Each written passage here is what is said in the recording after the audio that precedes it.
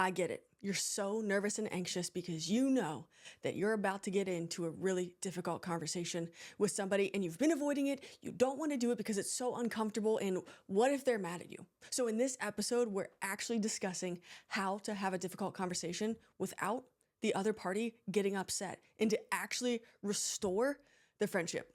Let's go. Welcome back to Accidentally Intentional, where we're on a mission to break through surface level connection and build rich, meaningful friendships. So this episode is obviously going to be how to handle and have a difficult conversation. And I'm going to focus this episode on preparing to have that conversation and starting that conversation as well. This is going to be a two-part series, but this one is how to prepare for it, what to say to the other party, and how to actually start that conversation in a way that it's productive and fruitful for both of you. I said it at the beginning, we avoid uncomfortable conversations and difficult conversations because they're exactly that. They're uncomfortable, right? And who wants to ruffle feathers or make someone upset? Isn't it just easier to move on, suppress it, and, brush it aside? I would actually argue no, because the attempt to keep the peace actually builds resentment oftentimes. And though it is really risky to have a hard conversation, that is the exact tension and risk that builds the rich, meaningful friendships that ultimately we're looking to build and find in our lives. I would actually argue that if you are afraid to have difficult and hard conversations with a friend, then you have obviously capped the level of friendship and depth that you can go to. And you might be thinking like, well, obviously that keeps me safe. But is it? Is someone truly not being able to know you, therefore not able to walk with you through life, keeping you safe? Or is it harming you more in the long term? That's something we all have to wrestle with when it comes to being willing to risk and do it through this conversation. Going into this, I would say that the first thing to do is give at least 24 hours after the incident or something that would cause you to feel the need to have a difficult or hard conversation with somebody. And I say at least because it might take weeks. Maybe this is something that you realize you really need to sit with and figure out, why is it upsetting you so much? And asking yourself, a lot of these questions in order to ultimately prepare for a conversation. And also, you might be wanting to have a hard conversation, but then you wake up the next morning and you're like, honestly, I was being a little dramatic. No, I'm not saying you're dramatic. I'm saying you might think that on your own. So giving that space gives you time to actually digest and process what you are feeling and how strong you are feeling it. Okay, so let's say that you have taken that time and you're realizing, yeah, this has been eating you up. You're going to have this conversation. You don't want to, but you know that you have to in order to build the friendship. So the first thing I would say is going to sound counterintuitive, but I promise it works. This is a tactic I learned by reading Chris Voss' book, Never Split the Difference. He's a hostage negotiator, and he said that you should employ this tactic up front and tell the person, hey, this is going to be a really hard conversation. Or let's say that you have to plan it, okay? Everyone has busy lives as adults. Text and say, hey, there's something I really want to talk to you about, and it is going to be a difficult conversation. When would you be available? You just want to tell them up front what to prepare for. And you might think, well, then they're going to freak out. That's actually not true. Because you didn't catch them off guard and you actually were clear, which clarity is kindness, you're giving them the opportunity to prepare that this is going to be difficult, and it will give them the opportunity to process, okay, whatever they're about to say, I may feel the need to get defensive, but this is my time to really think through it and just be open-minded. It gives two people the ability to know, here is the direction we're moving in this friendship so that nobody is caught off guard. Question for you. Are you an introvert who's tired of surface level connection? See, being quiet or reserved isn't the problem. The real cost of wanting connection but fearing the risk is regret. It's lying awake, replaying the conversations that you didn't have. It's watching other people form deep friendships while you feel like you're always on the outside. And maybe you've even started wondering, is this even worth it anymore? See, I get it because I'm an introvert too. And I'm proof that you can build deep, meaningful friendships, even if you're shy, even if you're not the life of the party, and even if starting conversations feels impossible because of social anxiety. See, I've been friendship coaching people privately on this for years, and I've spoken to audiences across the country about connection. And now, for the very first time, I'm inviting you, my podcast listeners, to my Beyond Small Talk cohort. It's a 6-week small group program designed exclusively for introverts. You'll get one-on-one coaching sessions with me, plus small group coaching alongside people who actually get it and get you. This is actually where you find your people, and at the end of this, I promise you're gonna walk away with the tools and confidence to finally move past small talk, break through it, and build the deep friendships that you've been craving. Here's the deal though. I am keeping this first cohort intentionally small, and the wait list is the only way in. So if this feels like it's for you, click the link in the description or show notes below and claim your spot. Back to the show. In fact, just last month, I had a very difficult conversation. And to be super honest with you, I actually thought that it was going to be a friendship ending conversation. So I started this way. I said, hey, I've been thinking about something. I want to have a conversation with you about it. And I want you to know that it will be a hard conversation. When would you be available for us to meet for dinner to talk about it? And it was actually 2 full weeks from the point that I had sent that message to the moment that we were able to sit down and eat dinner. So of course that gives a lot of time for your mind to go crazy and to start thinking the worst. And that's what happened, right? Hence why I thought it was going to be a friendship ending conversation. But at the same time, I was prepared and open-minded for anything that could happen. Meaning I was open-minded for the best thing that could happen too, and for the friendship to be restored. And when you sit down to have this conversation with somebody, cut the small talk.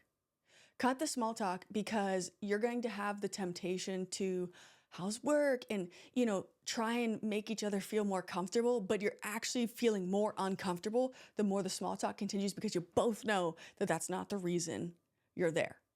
So jump right into it. And you can start by saying, thank you so much for meeting up. I appreciate that this meant enough for you to do too. And one of the things that I did in this conversation was I started by acknowledging how my behavior had actually changed without us having conversation about it. So after I said, thank you so much for being willing to meet up with me, I just want to first apologize, because obviously I've put some distance between us, and that was out of pain and out of hurt.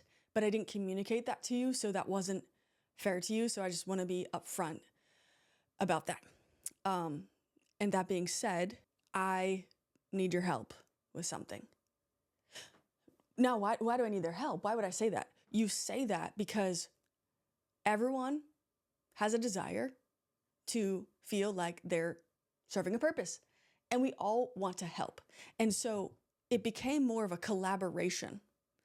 And that's how you're able to reframe the conversation, is it's a collaboration, because you want their help to get to the bottom of the issue.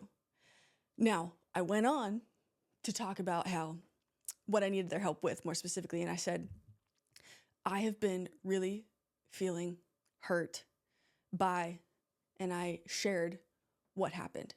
And you'll notice even right there that I did not mention the word you at all. I made it all about genuinely my feelings. So I feel insert emotion due to insert what happened. And so that's how I was able to start. I said, I need your help. Here's the situation. Here's how it made me feel. I was calm the whole time, because I truly was just trying to share my thoughts. And though I was a little bit, anxious of I don't know how this is going to be received. What if they get defensive? I know that at the end of the day, all I can control is myself and the tone in which I'm using.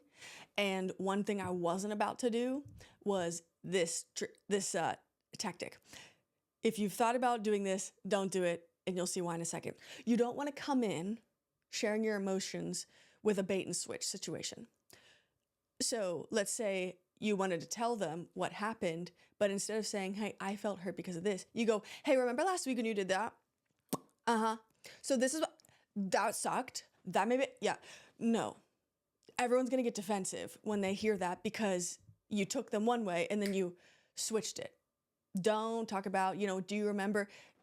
Do everything that you can in your power to make sure your tone is truly coming from a perspective of, I want to understand this because I could be wrong.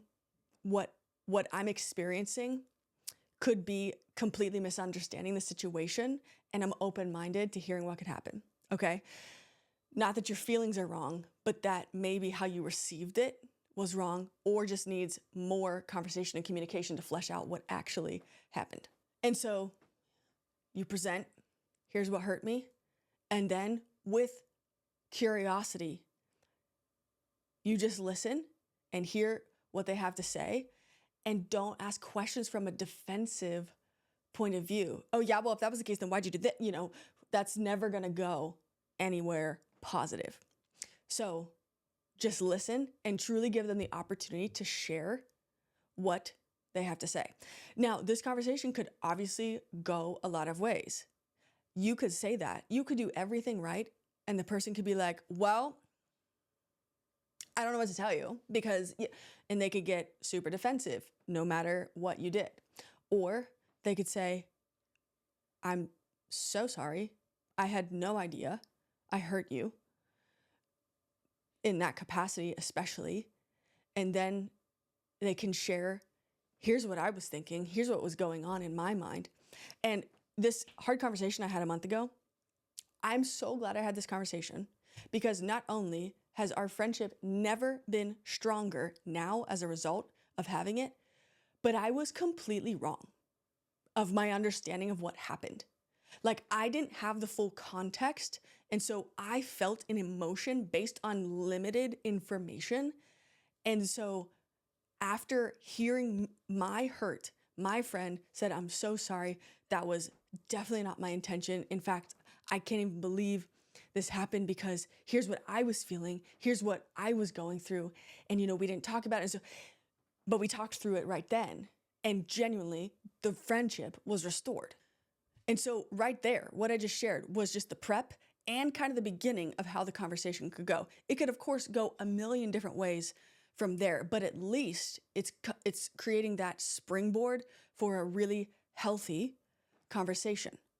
And I would say along with that it could be really beneficial to ask 2 questions in this conversation. And these are things to just keep in your pocket and save it for where you feel like it would be the appropriate time in the conversation. Could be the close, could be the middle to change gears, etc. Here's these 2 questions. What can I do to make the friendship better? What are my blind spots? What am I missing? Now, obviously, this takes a lot of humility. And when you're the one that was hurt, the last thing we would want to do is drop our pride. I totally get it. And I would say that our pride is, obstructing and keeping so many of the healthy relationships out of our life. And so, yes, it's a risk because we have to drop our pride, and that can also create the greatest level of connection with another human being on the other side of humility and going first. So asking, what can I do to make this friendship better? Letting them say it. And then, hopefully in kind, they say, what can I do to make the friendship better? But even if they don't, you'll have the opportunity to say, totally, I agree with that. One thing that would really help me is, if they're willing to listen. Obviously, you'll know if they're defensive from the beginning, then it's not gonna be the right time to throw that in. And here's a bonus question that you can throw in, and this is one that I did in that hard conversation I had last month. And it was, what expectations do you think we should create moving forward so that we don't run into this situation again? Those expectations could be anything from frequency of communication. If we're feeling one way, we should address it sooner. So it was a myriad of different things. And of course, you want to feel it out and see if that's appropriate to throw in or not. The goal ultimately, for us having these difficult conversations is to get back to a place of health and get to reconciliation and restoration in the friendship.